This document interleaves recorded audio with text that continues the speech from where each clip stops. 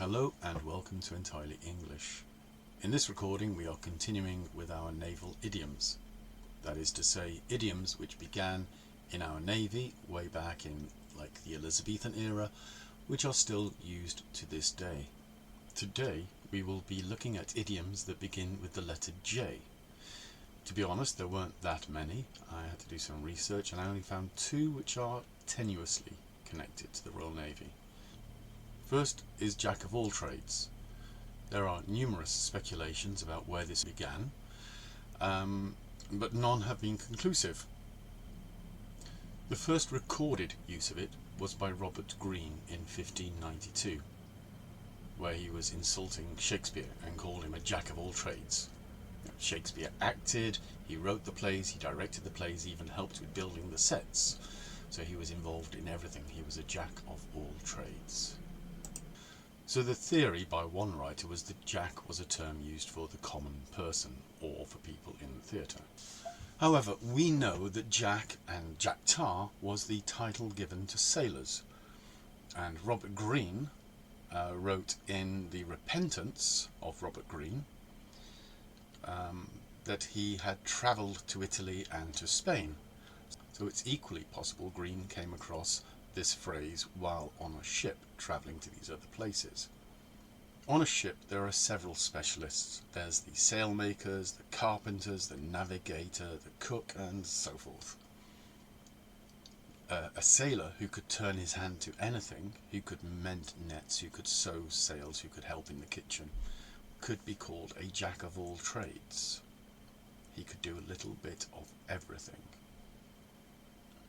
Now in 1612 the phrase appeared in the book Essays and Characters of a Prison by the English writer Geoffrey Minchell, and again people guess he was talking about unskilled people in general.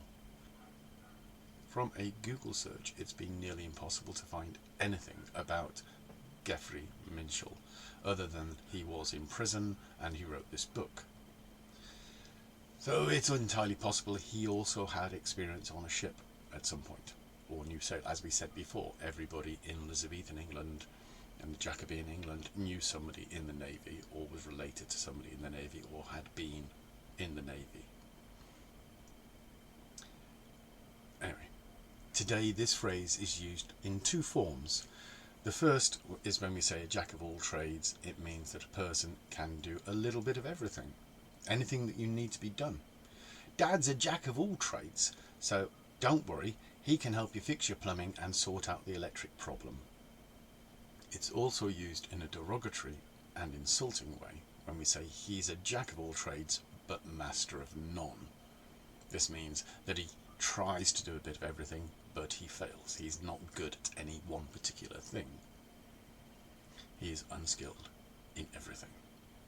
Next is to join forces. This was a military idiom used when two different armies combined their forces against a common enemy, such as when the English and the Portuguese combined their forces to face off the Spanish. They joined forces, they combined together. We use it today when we work with somebody else, maybe two businesses join forces. Hypothetical situation, Pepsi and Coke joined forces to stop Lucozade being launched in America. Or me and my brother joined forces to buy a house. Say individually we couldn't afford to buy it, but by combining our money, combining our income, we could afford it. We joined forces. Okay, that's pretty much all I've got for J. If you know of any others, if you can find any others, pop them in the comments below. I'd be very interested.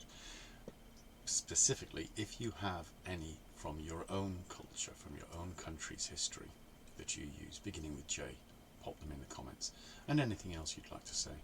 I'd love to hear from you. Don't forget to like and subscribe, and I hope to see you again soon. Bye bye now.